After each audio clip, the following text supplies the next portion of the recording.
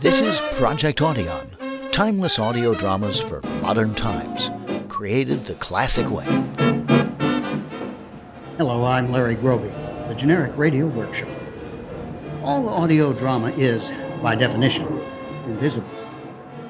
That's the whole point, to keep the players as invisible as a ghost in a haunted house. Let your imagination create the images. Well, except for Project Audion, where we don't exactly mind if you peek and watch the cast members do their stuff. But some radio dramas are more invisible than others. Whole series from the classic age of radio drama have become virtually invisible because they came along too early and they left few, if any, audio recordings behind. Our recreation today is one of those. Eno Crime Clues, which aired hundreds of episodes originally from 1931 to 1936. But with fewer than a dozen recordings that ever turned up, this show has become a bit of a phantom. Now, normally, Eno Crime Clues featured the exploits of a detective named Spencer Dean, nicknamed the Manhunter, and his sidekick Dan Cassidy. But what makes the 1936 script that we've pulled from the archives truly unusual is that instead of the regular detective story, the real Crime Clues announcers and the show's actual director were seemingly sent to broadcast from Billop Conference House, with a real reputation for being haunted. You could look it up.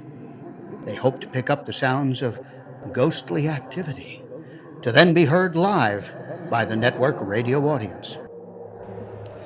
Did I say heard live? Perhaps not the best term to use when listening for ghosts. So I'll be quiet now and invite you to just sit back and enjoy this edition of Eno Crime Clues, complete with the original announcer's lengthy commercials and no music. Our Transcontinental Project Audion cast really gets into the spirit of this lost radio drama from 90 years ago. And as for you, whether you keep your eyes open or not for the next half hour is up to you.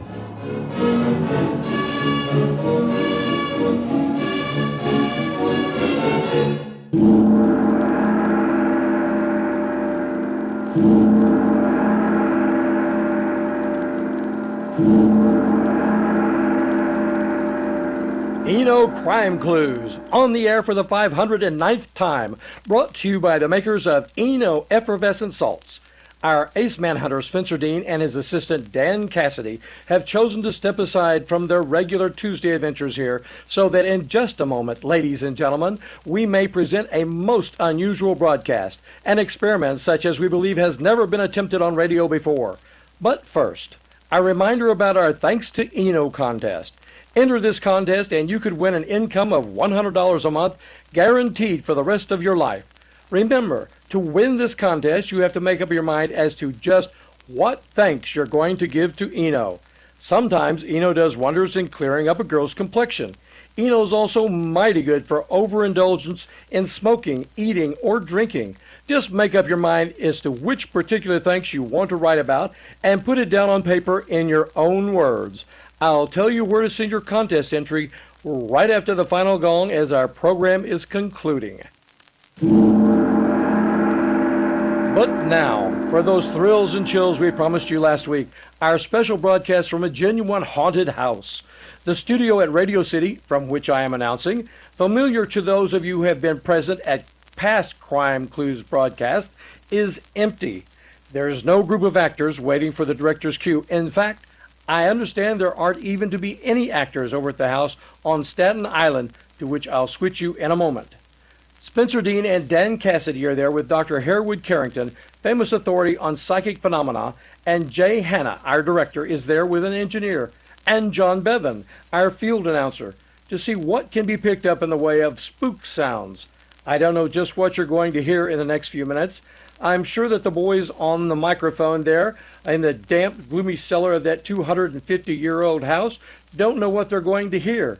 But I can reassure you on one point that this is to be an authentic attempt to discover if a spirit from another world does make weird sounds which a matter-of-fact electrical apparatus can detect, amplify, and bring to your ears. One thing more. I suggest that those of you who have weak hearts or nervous systems likely to be severely upset by some sudden shock, tune in at this time to some other station. The next voice you will hear will be that of John Bevan, our field announcer, talking to you from the cellar of the Billup House in Staten Island. Take it away, John. Good evening, ladies and gentlemen of the Crime Clues audience. Before I start to introduce the gentlemen who are here to determine if ghosts can be heard, even if they can't be seen, I'd like to say a word about this very unusual house in which we are gathered. It's called the Billup House and is located in the town of Tottenville on the southern end of Staten Island in New York Harbor. It is more than 250 years old, and in addition to having two ghosts connected with it by tradition, this ancient dwelling is part of our national heritage. Here, in this very house, during the Revolution, Benjamin Franklin, John Adams, and Edward Rutledge discussed and rejected an armistice with Admiral Lord Howe. From this momentous occasion, the house takes its present name, the Conference House. We have, therefore, wished to express our special thanks to courtesies extended us by the Conference House Association for the use of this famous house in our curious experiment. Appreciation is also extended to the police force of the Borough of Richmond, which has provided a special cordon of officers to keep this broadcast free from interference. That is, human interference. Interruptions from the spirit world will be welcomed. Oh, hey, here's the microphone in here, Spence. Easy, Dan. That mic is open. John's talking. Just telling our audience a bit about our haunted house here, Mr. Dean. Hello, Mr. Cassidy. Say, you fellows better take over here. I've got to locate Dr. Carrington. We'll be ready to try the first pickup in a minute. Don't know, John. We're not really part of this show. We're supposed to have the evening off. We just came here to hear what's going on. I understand Dr. Carrington has guaranteed to materialize a real blood-curdling specter tonight, Mr. Dean. Not at all, John. Not at all. Dr. Carrington is a scientist. He doesn't guarantee the appearance of any spirit, except a spirit of disinterested investigation. I wish you'd make that clear. I think you've made it clear enough, Mr. Dean. Say, carry on a little bit until I get back, eh? Ladies and gentlemen, your old favorite, Spencer Dean and Dan Cassidy. Looks as if it was up to us, Dan. Yeah, first time I ever doubled for a spook, Spence. You believe in wraiths, eh, Daniel? Me? No, certainly not. What the? What are we trying to do? Kid me, Bill? Hi, Dan. That give you the jumps? Hello, Spence. That was just one of these sound effects gadgets. I dropped it. Went off by mistake. See? What under the sun are you doing with sound effects out here, Bill? I didn't know that came in the engineers department. Thought you were supposed to leave all that stuff back in the studio. Not my idea, boys. It's that fathead Charlie. The sound effect guy? Did they send him out here too? With a box full of these things. Yeah, here. Charlie says he don't believe in ghosts anyhow. He claims he can make better spook noises with these sound effect doodads than the best specter that ever died. And Jay is going to give him a chance to make good, eh? Yeah. I've known that cuckoo for 20 years. He's worse today than he ever was. Charlie will probably have all his work here for nothing, though, anyhow. Because I don't figure we're going to get much clanking of chains or rattling of bones. I hear the ghost in this house is a girl who got killed a couple of 100 years ago. A skirt ghost? Huh, I never heard of that before. Call her a petticoat ghost, Dan. A girl of 2 centuries ago would like it better. If she can hear what we're saying. Hey, are ghosts supposed to have ears, too? I thought they were just mind readers. No kidding. It's kind of getting close in here, ain't it? Spence, with that log fire going in the fireplace? I mean, It is warm, Dan. They've shut all the doors to keep out noises from outdoors. Yeah, makes it nice and cozy in here. Hey, here comes John back again. Ladies and gentlemen, one of the accomplished gentlemen who usually produce sound effects for the Crime Clues program at this hour each Tuesday has just challenged any ghost, male or female, who may inhabit this house. I wonder if I ought to say inhabit when talking about a ghost. To shriek, howl, groan, or otherwise produce any sound whatsoever that cannot be instantly reproduced artificially with the aid of standard studio equipment. It is his skeptical purpose to demonstrate that so-called haunted houses are merely ordinary dwellings in which creaking branches against the roof are reported as ghostly groans, and the squeaking of rats in the walls are spectral voices. I'm going to ask him to say just a word to you about it. Mr. Charles Gringle. Well, folks, I just want to say this. I'm not going to start this thing. Jay Hanna, our director, has instructed me not to use any of my apparatus unless the ghost makes the first crack. So from this point, if you hear anything funny, that won't be me. That'll be the spook. If we don't hear anything, Charlie, that'll be you, eh? Just sort of ghosting along on your reputation, eh? Well, folks, we're ready for the main event. Here comes our director, Mr. Hanna, and the guest of honor.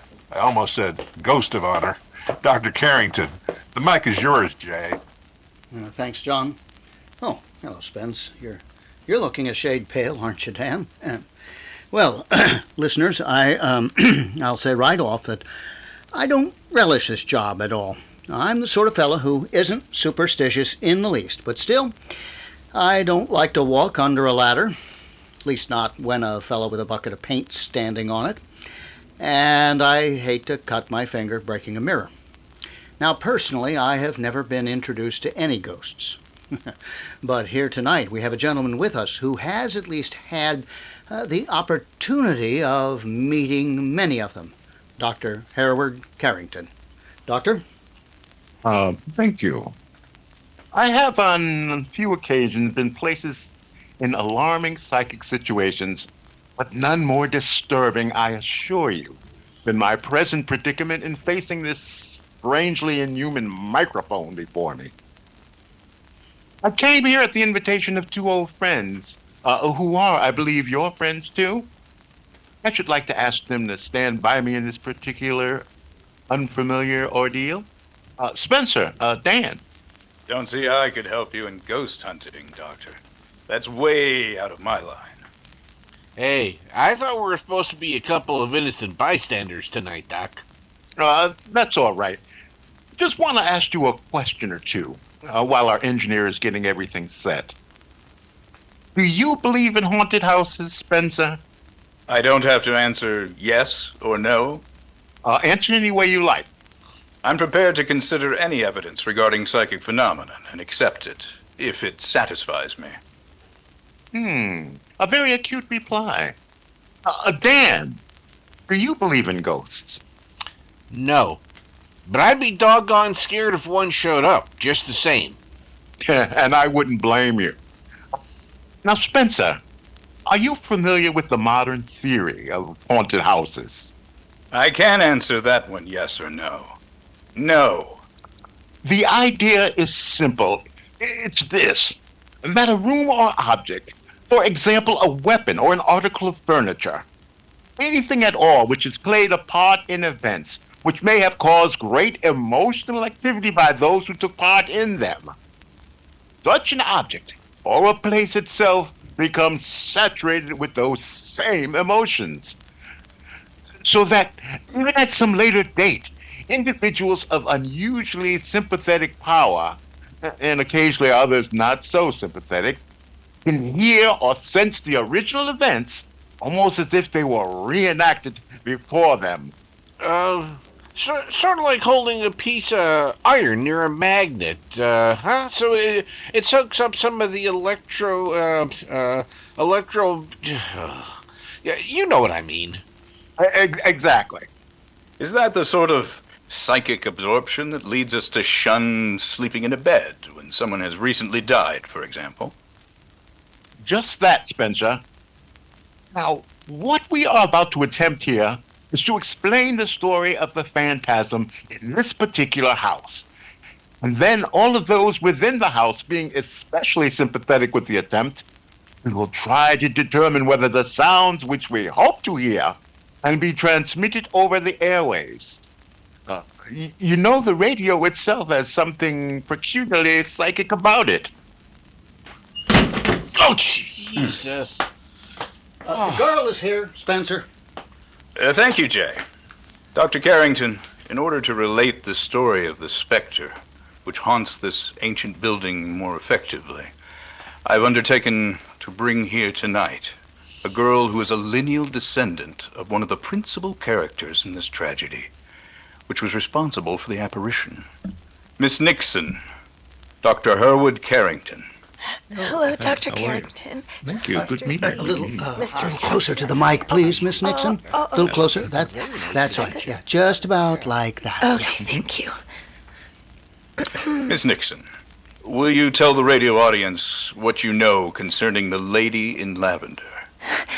I feel sort of as if this were an amateur hour. I've never talked on the radio before. It's all right. It's all right, Miss Nixon. Just go right ahead. You're doing fine. But perhaps you'll find it easier to answer questions. Yes. The lady in lavender, whose spirit is considered by some to hover around this house, was an ancestress of yours? Yes, her name was Lavinia Nixon, the same as mine. She lived in this very house just about 200 years ago. She was a niece of the man who owned it. How old was she when she died? She was 21. She was supposed to be very good-looking. I have a cameo of her here. Thank you. Oh, a very beautiful face. I'm sorry the radio audience can't appreciate this as I do. Yes. Now, will you tell us in your own words just how the earlier Lavinia met her death? Just a moment. Spence, Yes, Jay. I've arranged something that may not be so unlike an amateur hour, after all. I thought it might be difficult for Miss Nixon to tell the story to our audience by herself, so I've asked old Nick, the gardener who works here at the conference house, and who's familiar with the legend, to help her. Ask the gardener to come in, will you, John? Right this way. Please, Nick, right in here. Oh, okay. Yeah. Well, hello, Miss Nixon. Hi, Mr. Hanna. Are you all ready, Nick? Oh, sure. You go right ahead. I'll join in when the time comes. Now, Miss Nixon and the gardener will try to reenact for you, the audience, the tragedy which took place in this very room and the adjoining corridor a little more than 200 years ago tonight. I think perhaps a word of preliminary explanation would help. Oh, yes. Mr. Dean, you understand my ancestress was alone in this house. Everyone else had gone to Richmond to see a great personage who had just come over from the city of New York. At least, she thought she was alone. But in the corridor leading to the dungeon where much gold was kept, she suddenly heard strange sounds. Who is there? Speak up, I say. Who is there? Who are you there in the dungeon room? Stay. Stand where you are. Do not come nearer. Oh, and who's to stop me? Tell me that, wench. You. What are you doing in the strong room? What do you think I'd be doing? Playing at pitch and toss with gold pieces? Or stuffing my pockets with the coins that old rascal your uncle stole, and that I'm now stealing from him? Put down those money bags. Aye, I'll put them down. To choke the life out of that pretty white throat of yours, if you so much as talk above a whisper. I have a pistol here. Aye, so you have. Do you know which end needs a pointing? I know how to shoot, and will shoot too. Oh, put down the firearm, child, or I'll... Oh, you devil! You little devil, you! I'll shoot again, this time to kill. By the lard, I think you would. And though I've never yet drawn blade against a woman, but still it is uneven odds, steel against lead. So?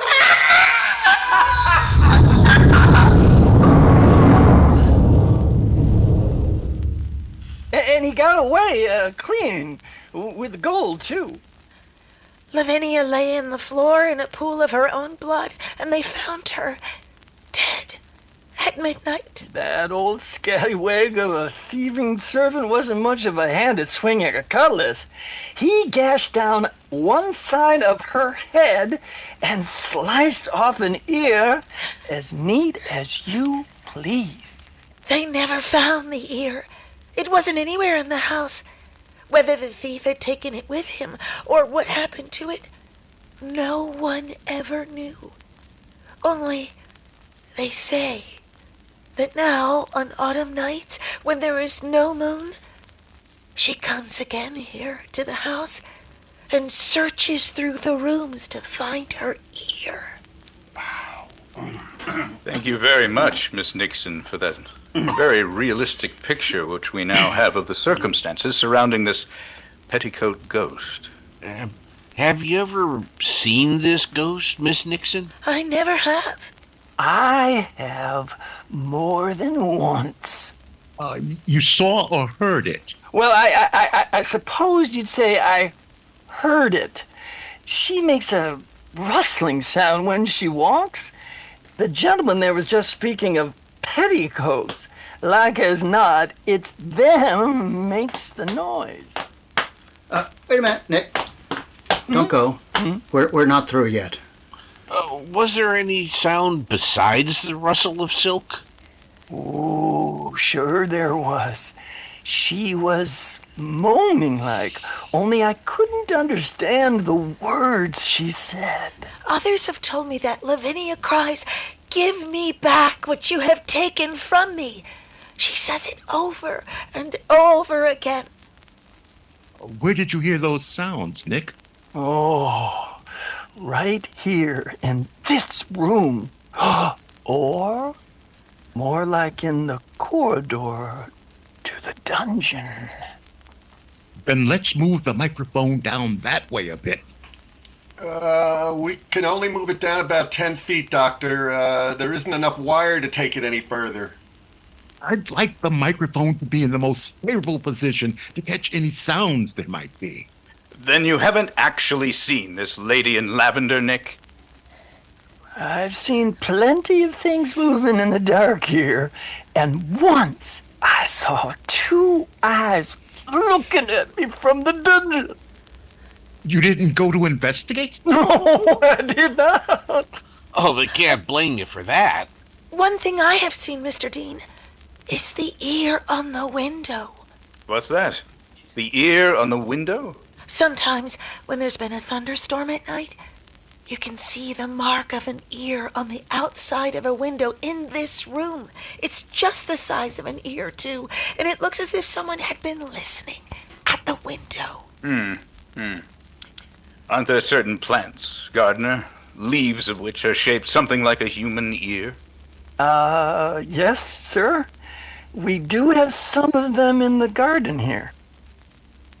And now that we understand what we're listening for, I'll ask everyone to be quiet for a moment while we see if we can actually pick up the sound of the body from the astral world. All right, Bill? Okay, here. All right. Quiet, everybody. Perhaps it would be advisable to put the room in darkness, except, of course, for the light from the fireplace, Dr. Carrington. An excellent idea. That'll leave the passageway into the dungeon in deep shadow, at any rate. All right. Switch out the lights in here, will you, Bill? Okay. Now, perfectly quiet. Please, everybody. I don't hear anything. Do you, Spence? Take it easy, Dan. Give our Spectre a chance. I hear something now. Something tapping on the window. Wait!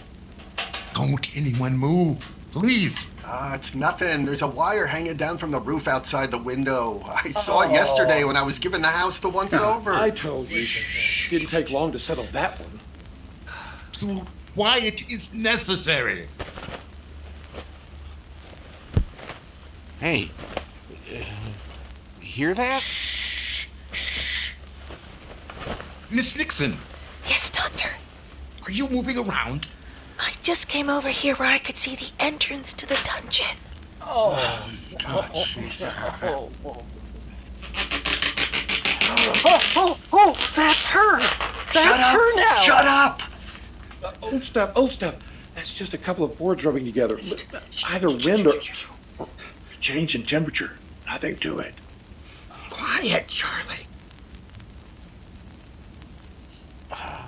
Say, this is beginning to give me the willies, Spence. Maybe it's okay to explain all these things by saying it's just rats in the wall or something, but... Does everyone hear that sound? Can our radio audience hear those sounds, engineer? Sure, I got him on the earphones. It's a funny one. I never heard anything just like that before. Keep still, Charlie. That sound, radio listeners, is coming from somewhere within the dungeon, just off the room in which we are now broadcasting. Maybe we can get the mic a little closer in there, eh, Bill? Nope. My wires won't go any further. What was that? I ain't never heard that noise in all the nights I've been here. What do you think of that, Charlie? Hey, Charlie? Hey, where's Charlie? I'll bet he's gone in the dungeon to find out what made that sound. Put the lights on, quick! Okay. Charlie! Answer me! Do you see him? Charlie! Oh, holy mother! Charlie! Stand back! Don't touch him! Oh, you'll have to be touching him if you're going to get him up from there. He'll not be standing on his own legs again. He's dead. I knew it. I knew something like this would happen. Hey, get a grip on yourself. You better come out here, sister. Hey, Bill, you'd better cut the mic. We're still on the air. Oh, okay, I'll switch it back to... Stop! Everybody stand still. Okay. There's no doubt, is there, Spencer? This boy is really dead. Killed with a blow from above. Look. Gashed the side of his head. Cut his neck, too. His ear. Look, it tore off his ear. Oh, there'll be no doubt in your minds now about there being ghosts here. Will there? Whether there's a ghost in this house or not, I can't say, but one thing I do know. There's a murderer here. Oh, now, Mr. Dean. Charlie was all alone there in the passageway. Ladies and gentlemen, a terrible accident has just taken place here. It wasn't an accident, it was murder. Just a moment. Mr. Dean, tell me what to say. I've got to say something. Say that your sound effects man was murdered by a very ingenious device. An overhead gate in the brick passageway, once used to guard the money left in that dungeon. Tonight, used for a far more sinister purpose. By the Lord, you're right, Dean. I can see the edge of a blade overhead there, between the bricks. It's so rusty it looks like part of the mortar work. Huh. But how does it work, Spence? There's no lever here or anything to operate it by. Wait, I remember. There used to be a cord in the other room somewhere, but who could have had any idea that... Only one person. A person who had been over this house thoroughly, who had tried out that cord and seen what happened when it was loosed. Don't be trying to move towards that door, Nick. Stand still. A person ingenious enough to bait his murder trap with the one thing your sound effects man would be sure to bite on. Curiosity. Who do you mean? Who is it? About The one thing I don't understand is the motive. Of course, the only person likely to have a motive is the man who had known Charlie for 20 years. Bill? What was it? Jealousy? Revenge? Well, it doesn't matter now. What are you raving about, Mr. Dean? And how did you bait your trap, Bill? With sound? Yes. With sound that came from where you were in the other room, and yet deemed to come from here in the dungeon. Ah! Here it is, here in the dirt, under our feet. A little 2-inch loudspeaker with wires leading. Where did they lead, Bill? The microphone. Yes, of course, in your pocket, where you were jingling coins. That's the sound Charlie tried to track down. And when he bent over to determine where the sound was coming from, you dropped the gate. Yes, I dropped it. Just the way I'll drop you now if any of you make a move. Put the gun down, Bill. You haven't a chance in a million of getting away. There are police all around the house. Thanks for the tip. I better take one of you along with me as a shield. Come here, you. Me? Oh, no, I Come can't. here. No. Come here. I'll start spraying lead around this room. Move. Fast. Better humor him, kid. And don't forget, if I hear one yip at any of you monkeys till I get past those cops, well, it'll be curtains for this girl.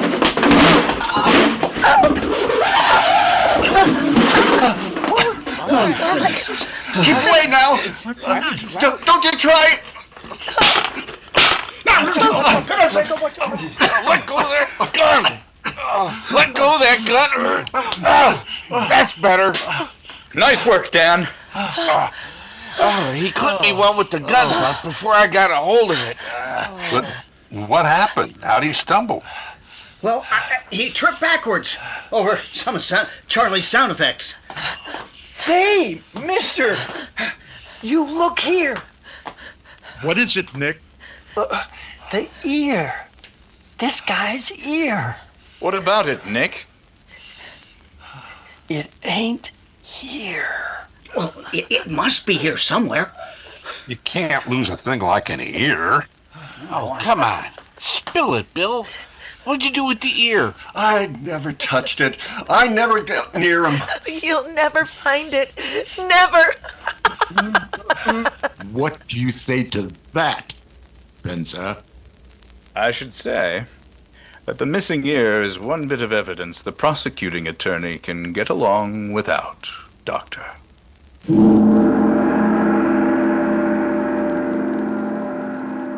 Ladies and gentlemen, if you have not yet won a prize in our Thanks to Eno contest, try again. You may send as many entries as you like, and you'll surely want to keep trying for that grand prize, an income of $100 a month for life, guaranteed by an insurance annuity. To qualify for this week's cash prizes, your letter must be in by next Tuesday at the latest. Eno is available at all druggists in 3 convenient sizes at 25 cents, 60 cents, and $1.20. Your druggist also has a leaflet giving these same contest details. Remember, the address is Eno, E-N-O, 40 East 34th Street, New York City. Next week, at this time, the makers of Eno will present Spencer Dean and Dan Cassidy in an exciting new mystery by Stuart Sterling, packed full of thrills and chills. It's called 10 Tons of Murder. Don't miss it. Your announcer, Basil Roysdale.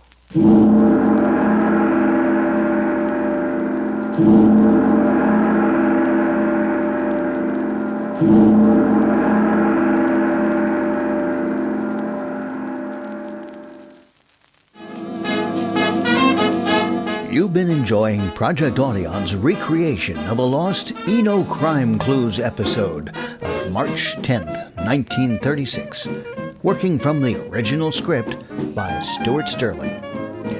Our cast today featured Tom Conkle in California, Paul Arbisi in Illinois, Holly Adams in New York, Douglas Herman in California, Paul Patterson in Georgia, David Reese, also in Georgia, Ken Rainey in Texas, Paul Kovitt in New York, and Larry Groby directing from Texas. If you appreciated this step backwards in time into early audio drama, leave a comment or press the thumbs up at least. And be aware, there are dozens more Project Audion episodes, classic mysteries, horror stories, westerns, comedies, and more. We hope you'll check them out. And meanwhile, thanks for listening.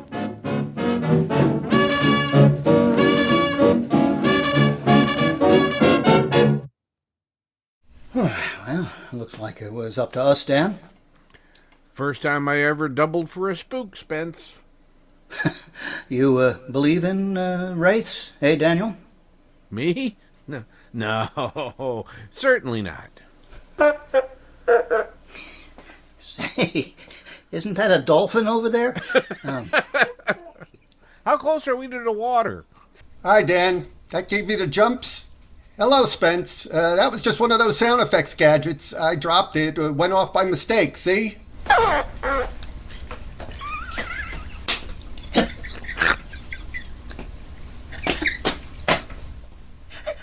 Dipping into the Eno again, are you? It has that effect on some people.